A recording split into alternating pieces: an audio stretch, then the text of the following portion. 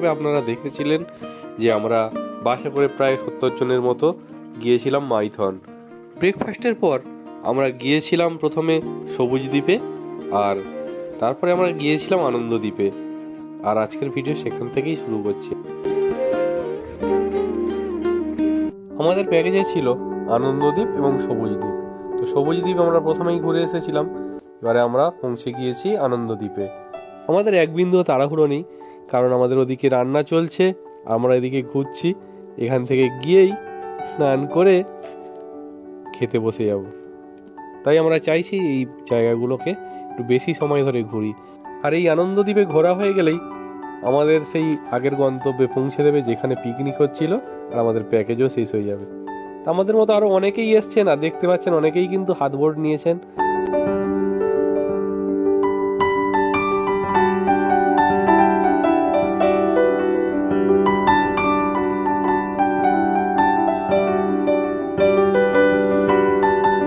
সবুজ দ্বীপের পর বন্ধুরা এবার আমরা পৌঁছে গিয়েছি আরেকটি নতুন দ্বীপে। এই দ্বীপটির নাম আনন্দ দ্বীপ। তো আমাদের প্যাকেজের মধ্যে কিন্তু সবুজ দ্বীপ এবং এই আনন্দ দ্বীপ ছিল, আর এর জন্য আমাদের প্রত্যেকের কিন্তু জনপ্রতি 200 টাকা করে দিতে হয়েছে। আর এক্ষেত্রে কিন্তু ছোট বাচ্চারা গ্রুপে যা ছিল, কারোর কোনো টাকা দিতে হয়নি। নৌকাটি থেকে নেমে রাস্তা বরাবর এগিয়ে গেলেই এই দোকানগুলি রয়েছে। আর এখানে কিন্তু দুটি রাস্তা রয়েছে, ডান দিকে একটি রাস্তা গিয়েছে আর একটি সোজা রাস্তা চলে গিয়েছে। আমরা গিয়েছিলাম প্রথমে সোজা রাস্তাতে।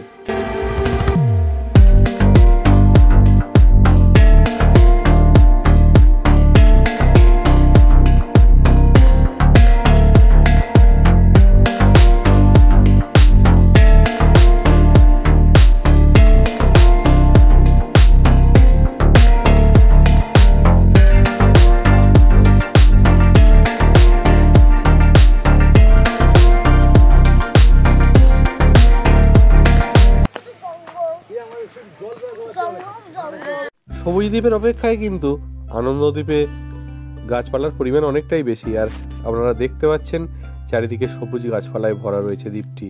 অনেকেই ভেবেছিলেন শুধু গাছপালা দেখে কি হবে, অনেকেই এখান থেকে ফিরে গিয়েছেন, কিন্তু আমরা আরও অনেকটা এগিয়ে গেলাম। যতক্ষণ না জলের দেখা পাচ্ছি ততক্ষণ কিন্তু আমরা থামিনি। জানতাম আমাদের জন্য কিন্তু এটা বেস্ট সিনারি অপেক্ষা করছে।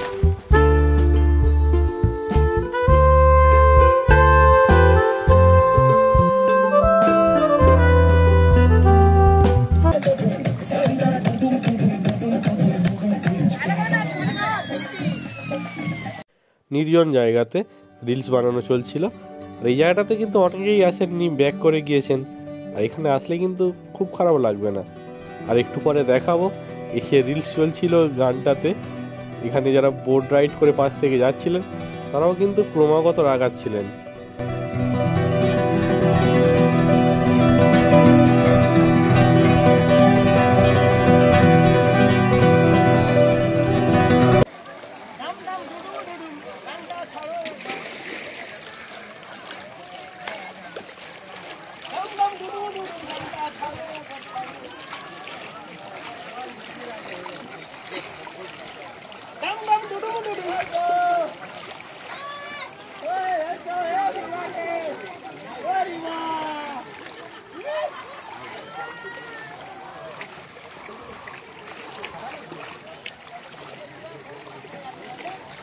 আনন্দ দ্বীপে যদি আসেন তাহলে অবশ্যই কিন্তু দ্বীপটা সম্পূর্ণ কভার করবেন, একটু পেছনের দিকে আসবেন।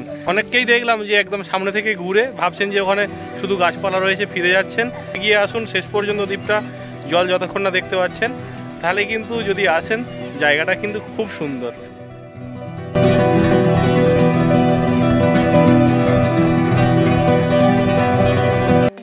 বন্ধুরা ফেরার সময় বাম দিকে এবং প্রবেশের সময় ডান দিকে এই রাস্তাটি পড়বে। এই রাস্তাটি বরাবর যদি আপনারা এগিয়ে যান, এখানেও কিন্তু প্রাকৃতিক পরিবেশটা অসাধারণ।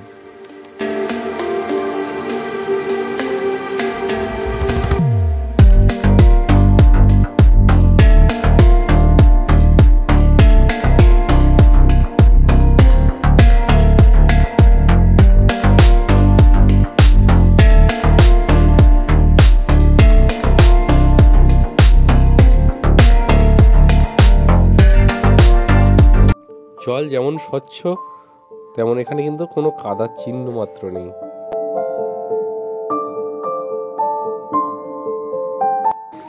এখানকার জল দেখলেই কিন্তু আপনার জলকে ছুঁতে ইচ্ছা করবে, স্নান করতে ইচ্ছা হবে, পা ভেজাতে ইচ্ছা করবে।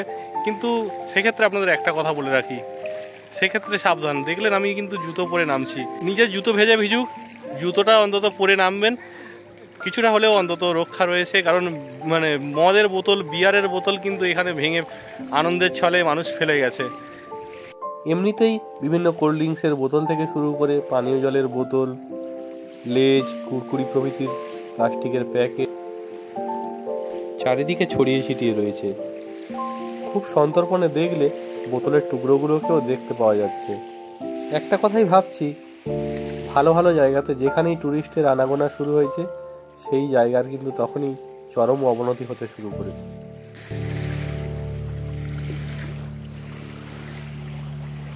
সকলের কাছে এই মেসেজটা দেওয়ার জন্যই আমি কিন্তু এই বোতলের টুকরোগুলো ঘুরাচ্ছি। আর এই যে সাদা কাঁচের টুকরোটা একদম কিন্তু চোখে দেখা যাচ্ছিল না, অনেকক্ষণ আমি দেখার পর কিন্তু এটাকে দেখতে পেয়েছি। আমরা ভুলে যেতে বসেছি যে আমরা পৃথিবীর সর্বশ্রেষ্ঠ জীব। কাঁচের টুকরোগুলি এইরকম পড়ে থাকতে দেখে স্নান করার চিন্তাটা একদম উবে গেল। শুধু কাঁচের টুকরো নয়, আজ তো বোতলও পর্যন্ত পড়ে রয়েছে জলের তলাতে। আচ্ছা, একটা প্রশ্ন করছি সবাইয়ের কাছে, বলতে পারবেন আসল দোষী কে? যারা এগুলো খাচ্ছে, না যারা তৈরি করছে, না এগুলো যারা বিক্রির পারমিশন দিচ্ছে? যারা এই ধরনের কাজগুলো করে থাকেন, যে আপনাদের সামান্য এই যে আনন্দের জন্য ছোট কোনো বাচ্চা হতে পারে বা কোনো নিরীহ মানুষের কিন্তু তার কিন্তু অনেকটা বড় ক্ষতি হয়ে যেতে পারে। বাড়িতে বসে খান না, আমার ছোট বাচ্চা সেও নামতে যাচ্ছিল, আমার ফ্যামিলি এবং আমাদের গ্রুপের অন্যরাও নামতে যাচ্ছিল, তো আমার চোখে পড়লো, আমি তাই তুললাম। এরকম অসংখ্য পড়ে রয়েছে। দুটো দ্বীপকে বিদায় জানিয়ে আমরা আবার চলে যাচ্ছি লাঞ্চের জন্য। আর বিকেলে আমরা খাওয়া দাওয়ার পর এখানকার আরও যে সাইট সিনগুলো আছে সেই সাইট সিনগুলো কিন্তু ঘুরে দেখব।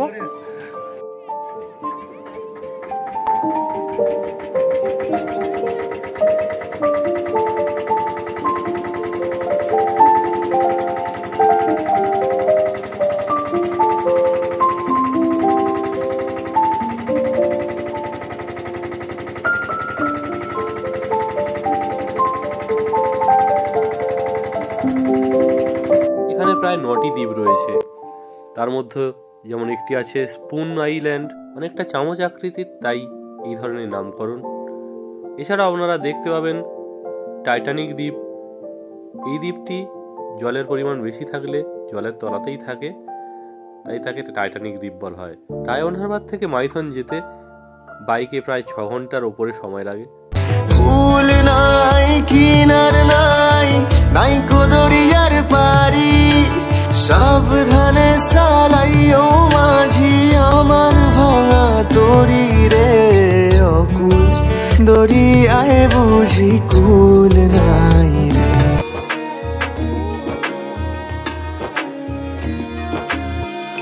ট্যুরটির জন্য আমাদের খরচ করতে হয়েছিল মাত্র 1000 টাকা। আর সাইট সিনের জন্য, যে বোটিংয়ের জন্য পার হেড 200 টাকা। আর আমরা অটোতে করে সাইট সিনে গিয়েছিলাম, সেই সাইট সিনের জন্য মাত্র 100 টাকা। বোট এসে থামতেই আমাদের নামার জন্য কি সুন্দর ব্যবস্থা করে দেওয়া হলো। শুক্রবারের দুপুরের মেনুতে ছিল ভেজ ডাল, আলু পোস্ত, মাংস যারা খায়নি তাদের জন্য ব্যবস্থা ছিল মাছের মাংস, স্যালাড, চাটনি, পাঁপড়।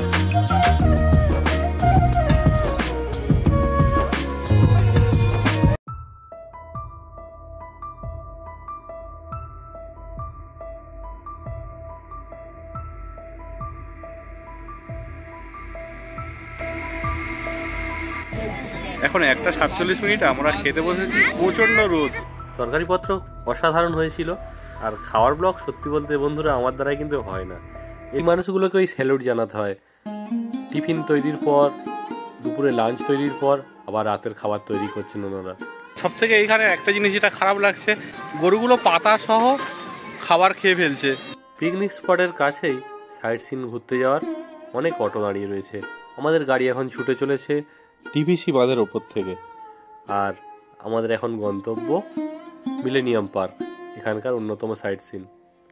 মিলেনিয়াম পার্ক ছাড়াও আমরা যাব জাগ্রত কালী ঠাকুরের মন্দির, বাবা ভোলেনাথের মন্দির, যেটা কিনা 300 ধাপ সিঁড়ি চড়ে পাহাড়ের উপরে অবস্থিত।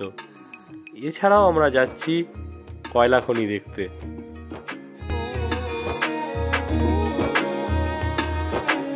বিকেলের সাইড সিনে আমরা এখন এসেছি মিলেনিয়াম পার্কে, আর খুব সুন্দর একটি পার্ক।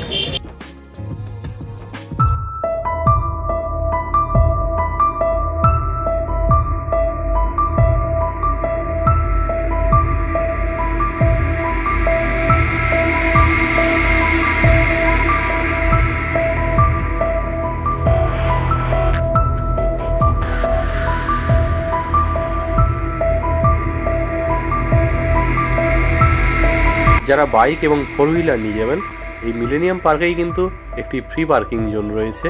এখানে আপনারা কিন্তু নিরাপদে আপনার গাড়ি রেখে দিতে পারেন। পার্কিংয়ের গেটের ভেতর থেকে সামান্য হেঁটে গেলেই আপনারা দেখতে পাবেন এই লক গেটগুলি। অনেকেই দেখেছিলাম যে নিচে নেমে ছবি তুলছেন। খাওয়া দাওয়ার পর আমাদের এতটাই দেরি হয়ে গিয়েছিল বেরোতে যে আমরা আর এখানে বেশি সময় নষ্ট করিনি। ঘড়িতে সময় এখন 3:43, আর সবে আমরা মিলেনিয়াম পার্কটা দেখা শেষ করলাম, মানে জোর করে খুব হুটোবাটার সঙ্গে দেখা শেষ করলাম। এই মুহূর্তে আমরা পৌঁছেছি শ্রী শ্রী অমরনাথ শিব মন্দির, ভান্ডার পাহাড়। প্রায় 300টি সিঁড়ি রয়েছে, আর আমাদের কিন্তু এখানে সবাই পরপর এগিয়ে যাচ্ছি। বাবা ভোলানাথের দর্শন হয়েছিল ঠিকই, কিন্তু শুধুমাত্র সেটি আমার ছেলের জন্য। ওরা 2 বন্ধু মিলে সবাই আগে ছুটতে ছুটতে উঠে গিয়েছে। অনেক ডাকা সত্ত্বেও ওরা কিন্তু আর ব্যাক করেনি। আমরা তো একেবারে ভয়ে আদমরা যাকে বলে। আপনারা কি মানেন জানি না, তবে আমি জানি জীবে প্রেম করে যেইজন সেইজন সেবিছে ঈশ্বর।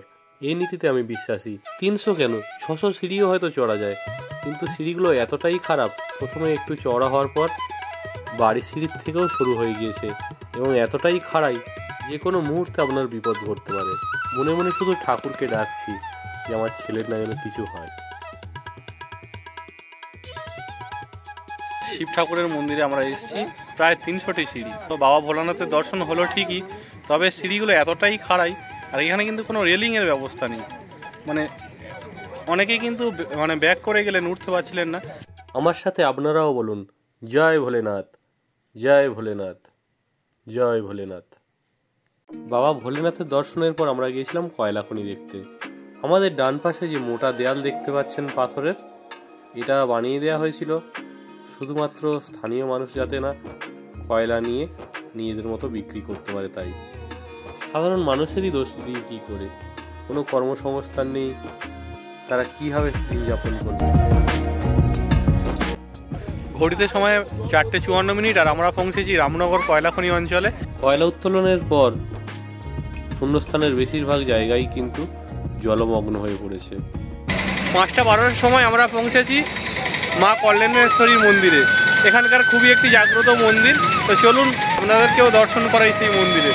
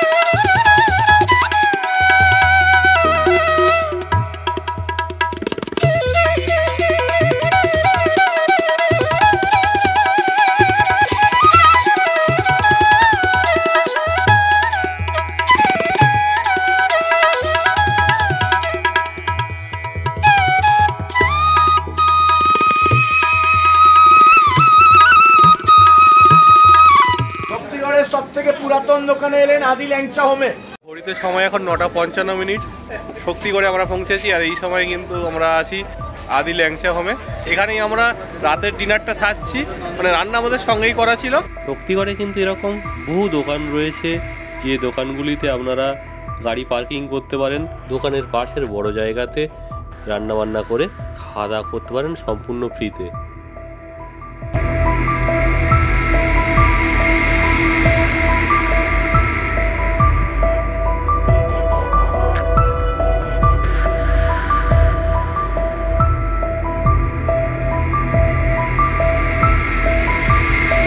বন্ধুরা, আপনারা যতই বলুন, ওয়েস্ট বেঙ্গলের মতো কম দামে ভালো খাবার কোথাও মিলবে না আপনার। এত সুন্দর মশলা মুড়ি মাত্র 20 টাকাতে বিক্রি হচ্ছে। আমি মনে মনে ভাবছি যে ভাত খাওয়ার পরেও একটু টেস্ট করে দেখবো মশলা মুড়িটা, এত সুন্দর সাজানো গোছানো। আর রোজ কিন্তু এই মিষ্টি দোকানের সামনে এই ভাইটি বসে তার দোকান নিয়ে। দোকানের পাশের গলিতে জায়গা পেতে আমরা রাতের ডিনারটা সেরে ফেললাম। বাসের কেউই মিষ্টি কিনতে বাদ দেননি।